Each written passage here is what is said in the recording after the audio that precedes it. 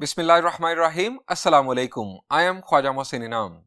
Students, अल्लाह ताला से दुआ है कि आप खैरियत से हों। स्टूडेंट्स, इस लेक्चर में आपके कई सालों से बने हुए कुछ गलत कंसेप्ट्स दुरुस्त होने जा रहे हैं। आइए देखते हैं कि इस लेक्चर में क्या है।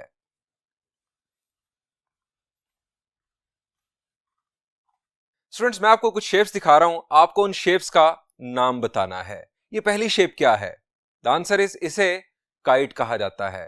इस शेप को हम ट्रेपीजियम कहते हैं। इस शेप को पैरेललोग्राम का नाम दिया जाता है। इस शेप को रेक्टेंगल कहा जाता है। इस शेप को रोम्बस कहा जाता है और इस शेप को हम स्क्वायर का नाम देते हैं। अब अगर मैं आपसे कहूं कि क्या स्क्वायर एक काइट है, एक ट्रेपीजियम है, एक पैरेललोग्राम है, एक रेक्टेंगल है या स्क्वायर एक रोम्बस है, तो आपका जवाब इन तमाम सवालों के लिए नो होगा। स्टूडेंट्स सुन लें, स्क्वायर ये सब कुछ है।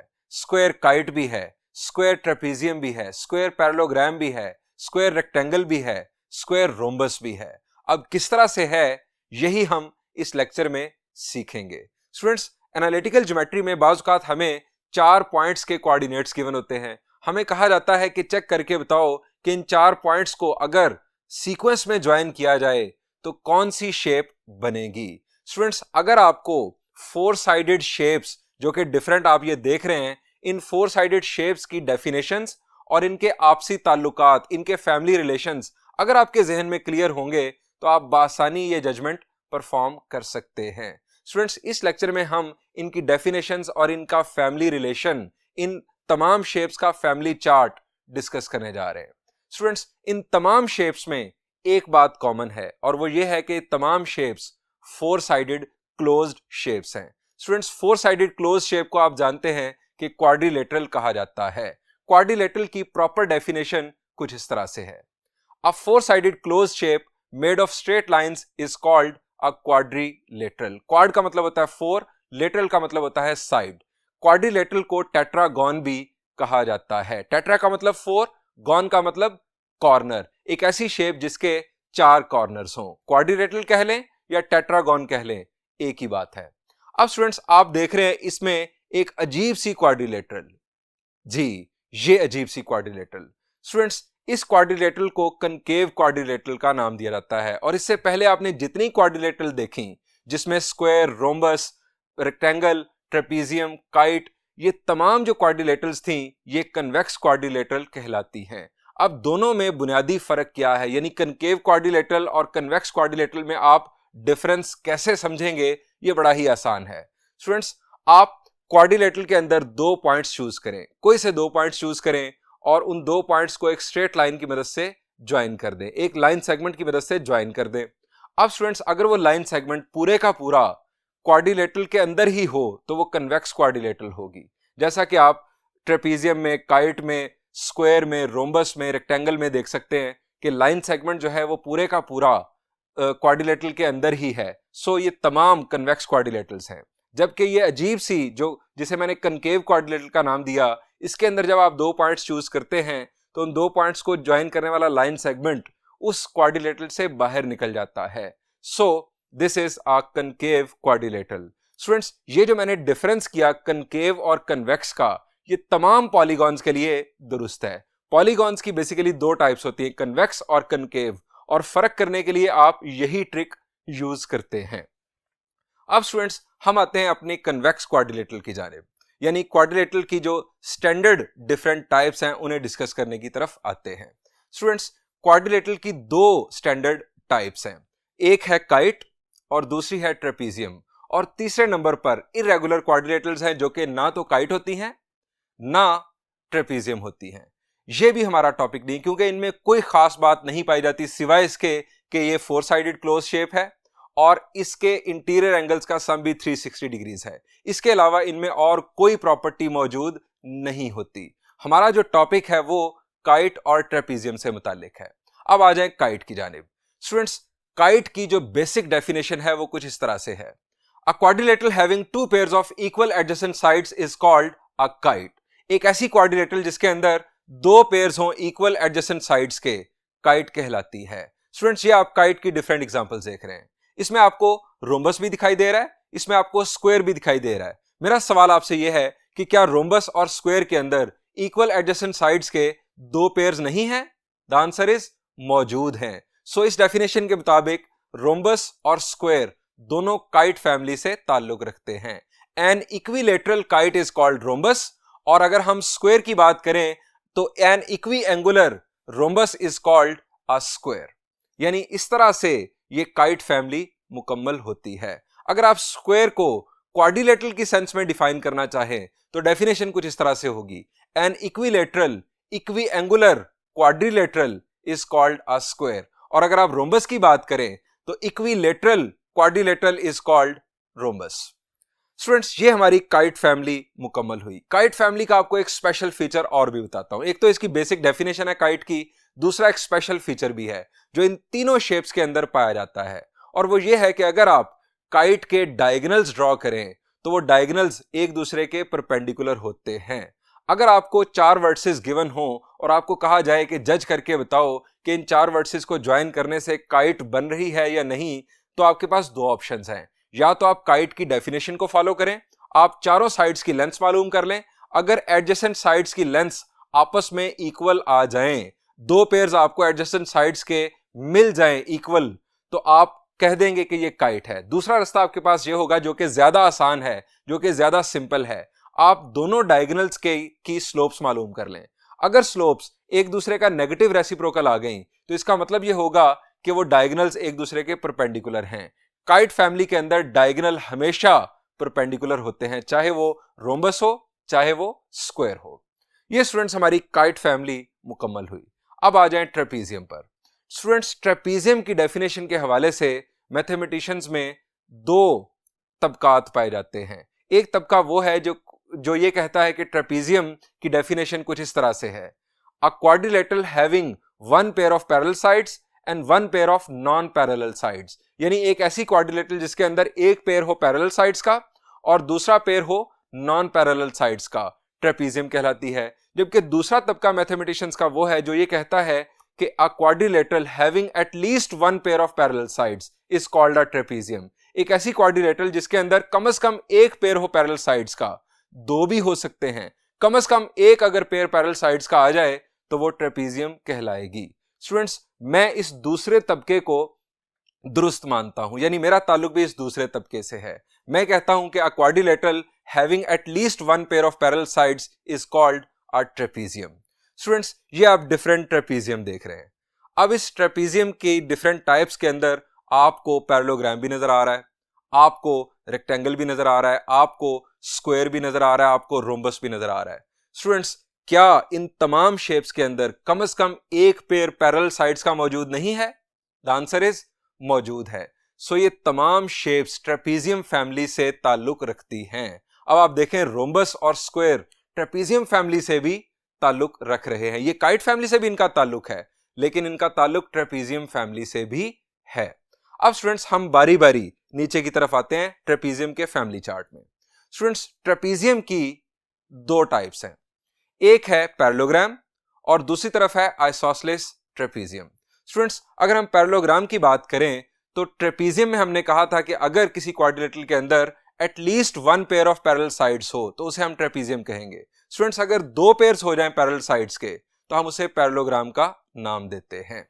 स्टूडेंट्स, पैरेललोग्राम को इस तरह से भी डिफाइन किया जाता है, अ quadrilateral in which opposite sides will be equal in length will be called a parallelogram. एक ऐसी क्वाड्रिलेटरल या एक ऐसी ट्रेपीजियम जिसके अंदर अपोजिट साइड्स की लेंथ्स इक्वल हो, पैरेललोग्राम कहलाएगी। अब स्टूडेंट्स, पैरेललोग्राम में अगर हम फर्दर नीचे आ जाएं, अब स्टूडेंट्स पैरेललोग्राम में फर्दर आप नीचे आ जाएं तो एक टाइप है इसकी रेक्टेंगल और दूसरी टाइप है इसकी रोम्बस। अब रेक्टेंगल की अगर हम बात करें, एन इक्वी एंगुलर पैरेललोग्राम या एन इक्वी एंगुलर ट्रेपीजियम या an equiangular quadrilateral is called a rectangle. ये मैंने ट्रेपीजियम के रेफरेंस से भी रेक्टेंगल को डिफाइन कर दिया, ये मैंने पैरेललोग्राम के रेफरेंस से भी डिफाइन कर दिया, ये मैंने क्वाड्रिलेटरल के रेफरेंस से भी डिफाइन कर दिया। यानी इक्वी एंगुलर क्वाड्रिलेटरल को, इक्वी एंगुलर ट्रेपीजियम को, इक्वी एंगुलर पैरेललोग्राम को हम रेक्टेंगल का नाम देते हैं। रेक्टेंगल में खास बात क्या है, रेक्टेंगल की साइड्स एक दूसरे के परपेंडिकुलर होती हैं, यानी एडजेसेंट साइड्स एक दूसरे के परपेंडिकुलर होती हैं।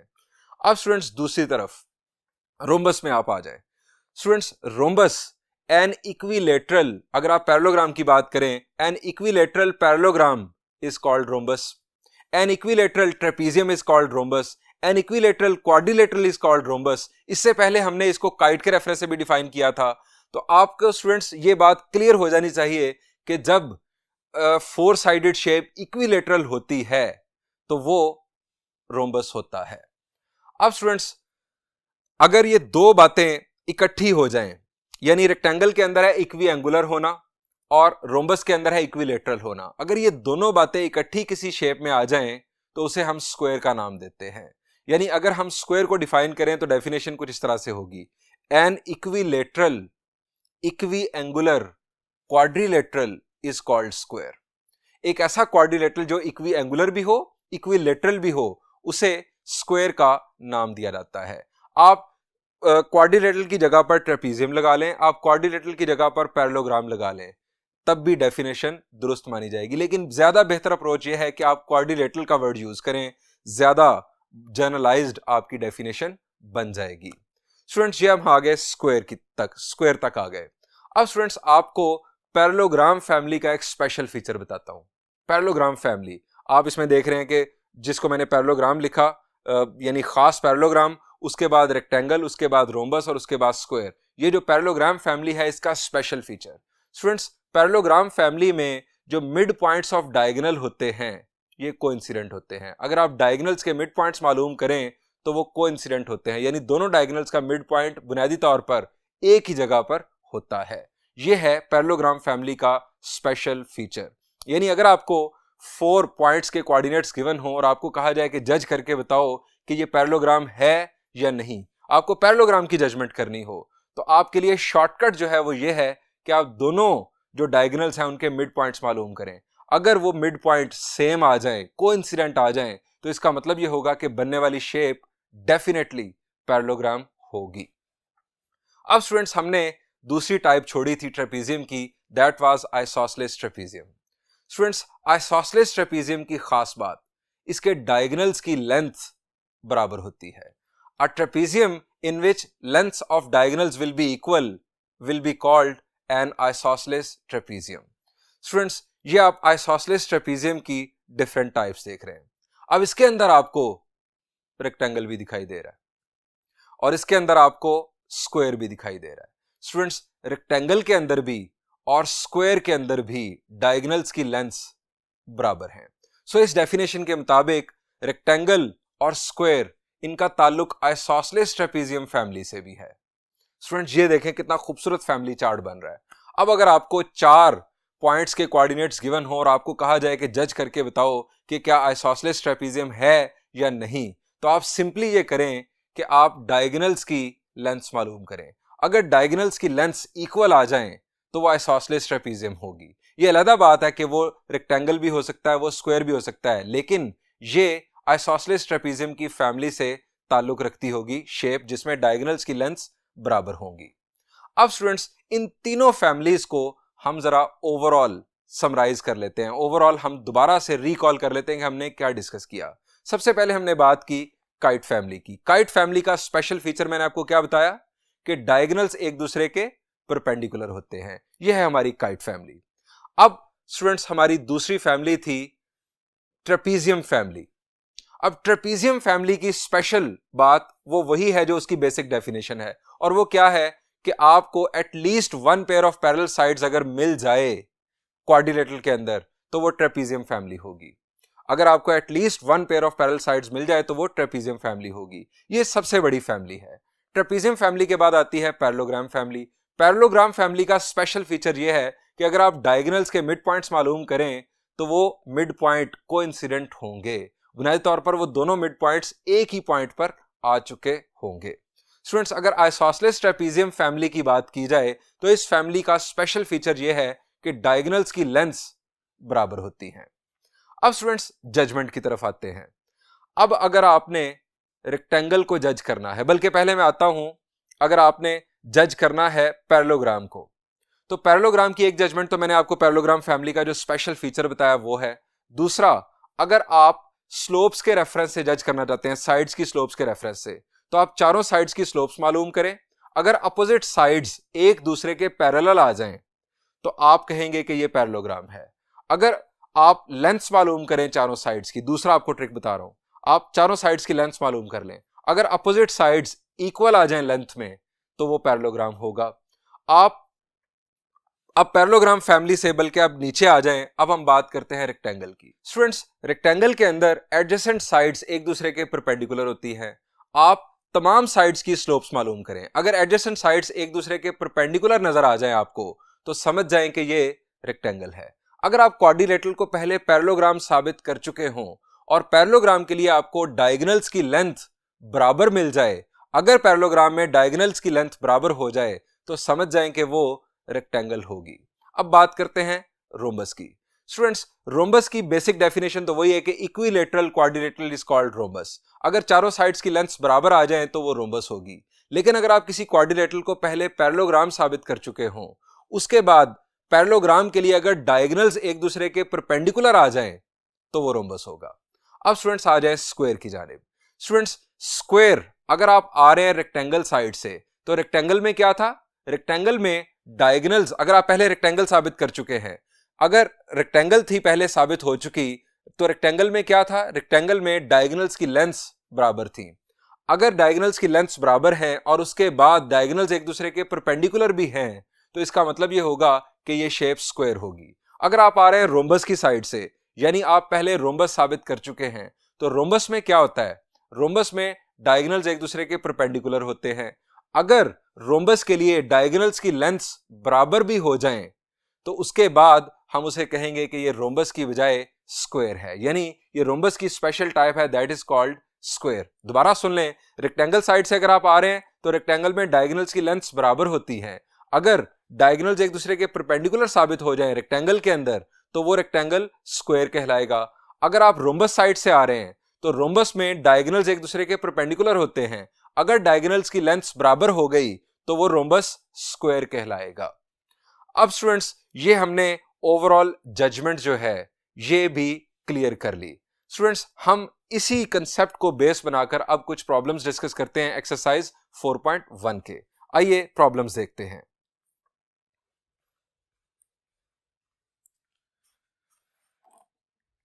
Students, this is third part of problem number 4, exercise 4.1. Statement is, show that the points A, B, C and D are vertices of a parallelogram. साबित करें कि A, B, C और D एक पैरेललोग्राम के vertices है। उसके बाद हमें कहा गया कि चेक करो कि क्या वो पैरेललोग्राम स्क्वायर है या नहीं। स्टूडेंट्स, इस प्रॉब्लम को सॉल्व करने के डिफरेंट वेज हो सकते हैं। मैं आपके साथ कुछ वेज डिस्कस करता हूं। स्टूडेंट्स, अगर आपने पैरेललोग्राम साबित करना है तो जो शॉर्टकट ट्रिक है वो ये है कि आप डायगोनल्स के मिड पॉइंट्स मालूम करें। A B C D sequence में ज्वाइन किया जाए तो ए बी सी डी एक क्वाड्रिलेटरल बनेगा। इसके अंदर जो डायगोनल्स होंगे वो होंगे ए सी और बी डी। आप इन दोनों डायगोनल्स के मिड पॉइंट्स मालूम करें। अगर वो मिड पॉइंट्स कोइंसिडेंट हुए, एक ही पॉइंट हुए, तो ये साबित हो जाएगा कि ये क्वाड्रिलेटरल पैरेललोग्राम है। अब पैरेललोग्राम साबित होने के बाद अगर आपको चेक करना है कि ये रोम्बस है या नहीं तो आप डायगोनल्स की स्लोप्स मालूम करें। अगर स्लोप्स एक दूसरे का नेगेटिव रेसिप्रोकल हुई तो ये साबित हो जाएगा कि डायगोनल्स एक दूसरे के परपेंडिकुलर हैं। अगर पैरेललोग्राम में डायगोनल्स एक दूसरे के परपेंडिकुलर हों तो वो पैरेललोग्राम रोम्बस होता है। अब रोम्बस से अगर आपको स्क्वायर को चेक करना है तो आप डायगोनल्स की लेंथ्स मालूम करें। अगर किसी रोम्बस के लिए डायगोनल्स की लेंथ्स बराबर हों तो वो रोम्बस स्क्वायर होता है। यानी ये है एक ट्रैक स्क्वायर तक पहुंचने का। दूसरा ट्रैक, पैरेललोग्राम के लिए तो वही ट्रिक ठीक है कि आप मिड पॉइंट्स डायगोनल्स के मालूम करें। अगर वो कोइंसिडेंट हुए तो वो पैरेललोग्राम होगा। अब आप आ जाएं रेक्टेंगल की जानिब। स्टूडेंट्स, आप डायगोनल्स की लेंथ्स मालूम करें। अगर डायगोनल्स की लेंथ्स किसी पैरेललोग्राम के लिए बराबर हों तो वो रेक्टेंगल होता है।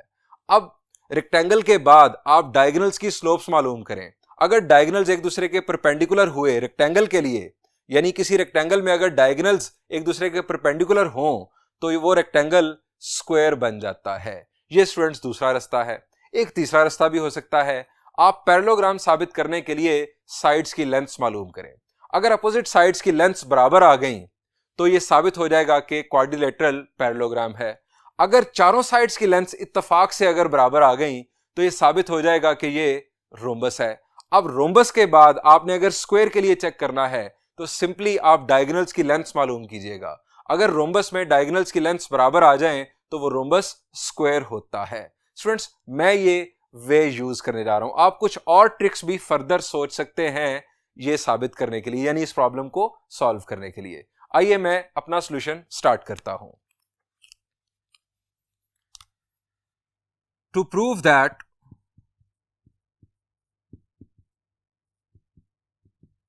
ABCD is a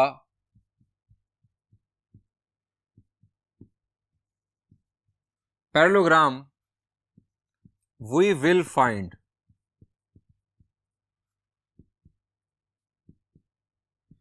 lengths of sides। यानी पहले मैं मालूम कर रहा हूं साइड AB की लेंथ। अब यहां पर डिस्टेंस फार्मूला हम यूज करेंगे। डिस्टेंस फार्मूला का कंसेप्ट आप जानते हैं,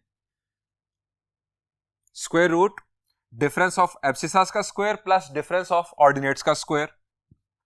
ए और बी 5 माइनस माइनस 2, ये हो जाएगा 5 प्लस 2 का square plus difference of ordinates 2 minus 3 का स्क्वायर।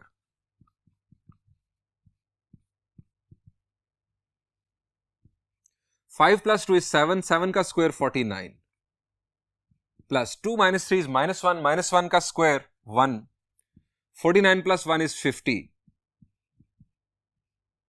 Square root of 50। अगर हम इसे फर्दर सिंप्लीफाई करें तो मैं इसे लिख सकता हूं 50 को 25 इंटू 2, 25 का स्क्वायर रूट हो जाएगा 5, तो मैं इसे लिख सकता हूं 5 स्क्वायर रूट ऑफ 2। इसको नाम दे दें 1 का। ये हमारे पास साइड AB की लेंथ आ चुकी। साइड BC,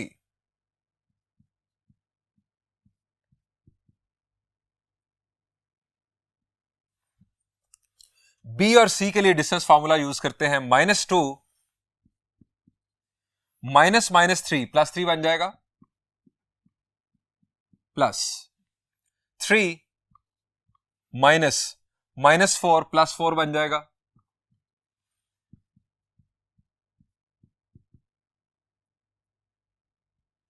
-2 प्लस 3 इज 1, 1 का स्क्वायर 1 आ जाएगा, 4 प्लस 3 7, 7 का स्क्वायर 49, 49 प्लस 1 50।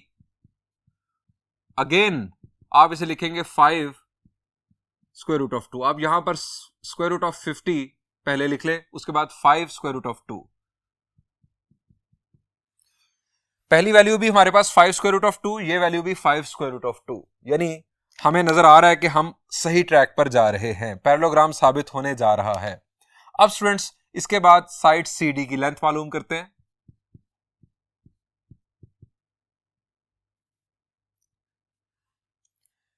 CD -3 -4 का स्क्वायर प्लस -4 माइनस माइनस हो जाएगा प्लस स्क्वायर, -3 -4 इज -7, -7 का स्क्वायर 49, यहां पर 1 का square 1, again square root of 50, और CD हमारे पास आ गया 5 स्क्वायर रूट ऑफ 2। इसके बाद स्टूडेंट्स AD, साइड AD की लेंथ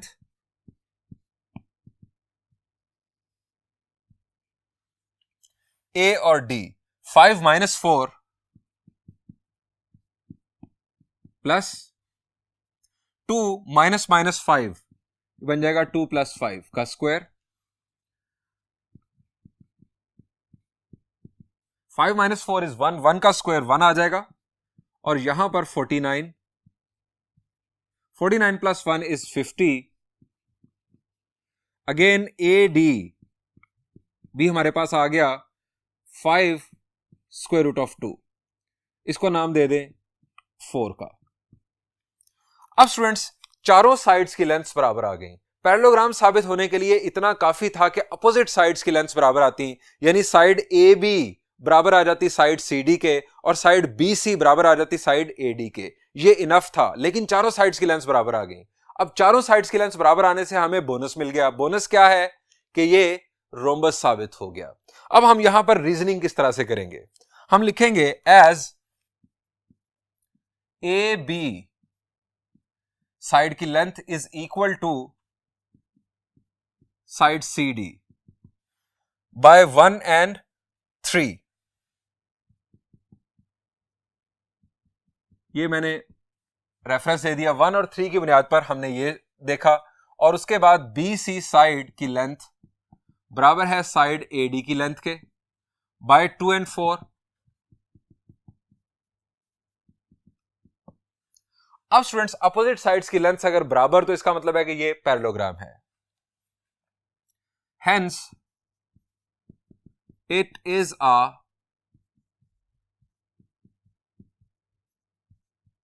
पैरेललोग्राम। अब स्टूडेंट्स हमने चेक करना था कि क्या ये पैरेललोग्राम स्क्वायर है या नहीं।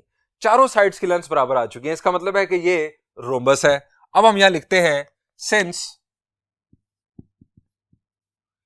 ए B is equal to B C is equal to C D is equal to A D, so it is a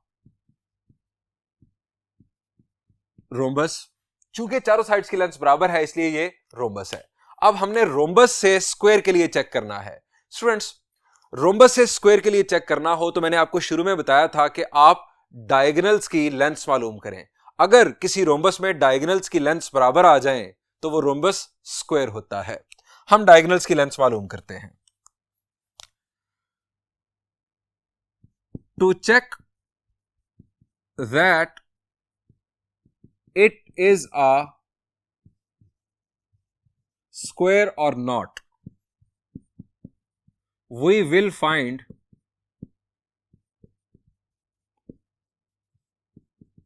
lengths of diagonals। अब हमारा एक डायगोनल है AC। AC डायगोनल की हम लेंथ मालूम करते हैं। ए सी डायगोनल की लेंथ 5 माइनस माइनस हो जाएगा प्लस 5 + 3 स्क्वायर।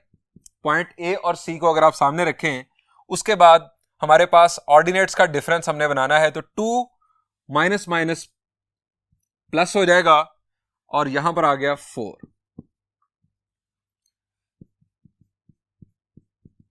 5 + 3 = 8, 8 का स्क्वायर 64, 4 + 2 = 6, 6 का स्क्वायर 36, 64 + 36 होता है 100, 100 का स्क्वायर रूट आ गया 10। डायगोनल AC की लेंथ आ गई 10, इसको नाम दे दें 5 का। अब स्टूडेंट्स हम डायगोनल BD की लेंथ मालूम करते हैं।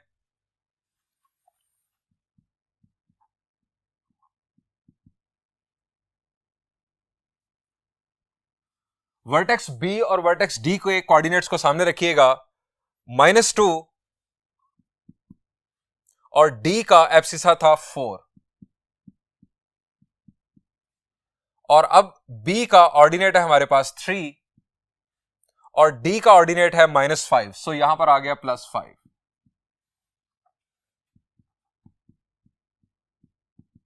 -2 - 4 = -6, -6 का स्क्वायर 36, 5 + 3 = 8, 8 का स्क्वायर 64, 64 + 36 = 100, 100 का square root 10।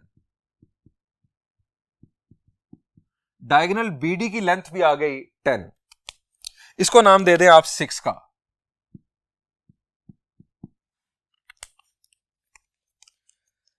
Since AC is equal to BD 5 and 6, इसकी बुनियाद पर हमने कहा hence ABCD, जो कि पहले हमने रोम्बस लिखा था, hence ABCD is a square। Rhombus के लिए जब डायगोनल्स की लेंथ बराबर हो जाएं तो वो रोम्बस स्क्वायर कहलाता है। स्टूडेंट्स, हमने इसे स्क्वायर साबित कर दिया। बढ़ते हैं स्टूडेंट्स एक और प्रॉब्लम की जानिब।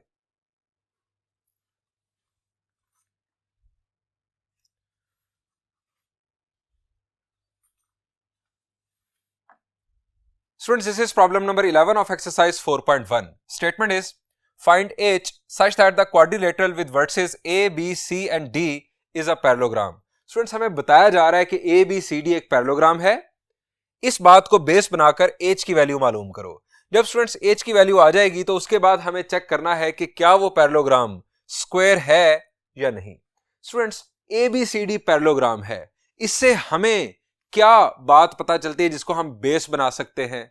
द आंसर इज, अगर ABCD पैरेललोग्राम है तो इसका मतलब है कि अपोजिट साइड्स पैरेलल होंगी, या opposite sides equal in length होंगी, या जो डायगोनल्स के मिड पॉइंट्स हैं वो कोइंसिडेंट होंगे। इन तीनों में से किसी एक बात को बेस बनाकर हम H की वैल्यू मालूम कर सकते हैं। अगर हम अपोजिट साइड्स के पैरेलल होने की बात करें तो इसका मतलब यह है कि slope of AB will be equal to slope of CD या slope of BC will be equal to slope of AD।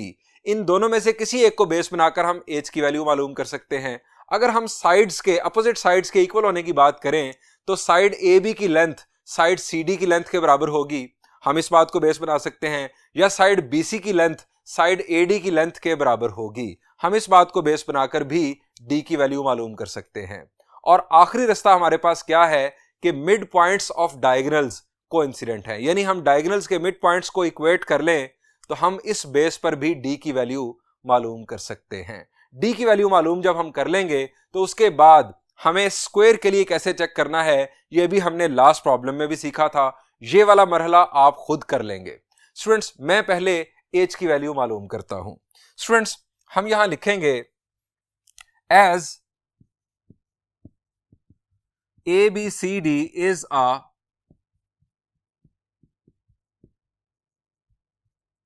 parallelogram. So,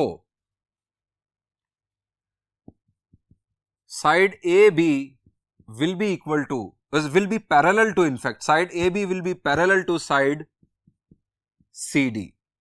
मैं इस बात को बेस बना रहा हूं, हालांकि दूसरी चीज भी आप लिख सकते हैं, side BC is parallel to side AD। इस बात को हम बेस बनाते हैं slope AB will be equal to slope CD। अगर दो साइड्स पैरेलल हैं तो इसका मतलब उनकी स्लोप्स बराबर होंगी। अब slope AB, slope of AB हम मालूम करते हैं। अब स्लोप मालूम करने के लिए आप जानते हैं कि difference of ordinates divided by difference of abscissas, हमें ऑर्डर सेम रखना होता है। यहां पर स्टूडेंट्स आ जाएगा -2 -0, ऑर्डर सेम रखना है। आप -2 हमने यहां से लिया है, अब 1 हम यहां से लेंगे। 1 -3 is equal to slope CD, H -0 और उसके बाद 1 -5।